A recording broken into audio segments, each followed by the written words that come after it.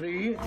ممكن تفهمني وتقول لي ليش بنت الشيخ ابو النور ما رضيت تتزوجوا لهذا ابن الزعيم؟ شيخ امنت بالله على النهار. هات البصل يا ابو قاسم. عبدو خلاص. عبدو يا عبدو هور زعيم. تعال لعندي الله يرضى عليك. قرب سيدي قرب لولد جندو قرب. الله يرضى عليك يا عبدو. هذا جندو رجال درويش وعلى باب الله، بتلاقيه لي اياه كم يوم عندك هون بالقهوه. شو عم تفهم؟ صار زعيم. مشي؟ يلا استلموا. روح معه عمي روح. يلا تيسر. كتر خيرك عمي. تيسر تيسر.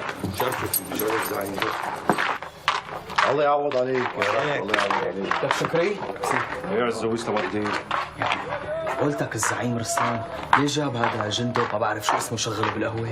يعني شو عرفني لك عزو؟ ما بعرف. في شيء ما له ظابط اخي. والله علمي علمك يا عزو. معروف فهمت لنا شو قصته هذا جندو؟ والله ما بعرف، بس ما سمعت شو قال الزعيم. يعني زلمي على باب الله عم بيسترزق. كلنا على باب الله عمي.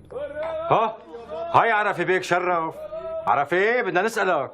لا حدا يسألني، أنا ماني فاضي ومخي كله ماني فاضي أصلا. شيء بدنا نسألك لأنه أنت صهره للزعيم وعضو من أعضاوات الحارة.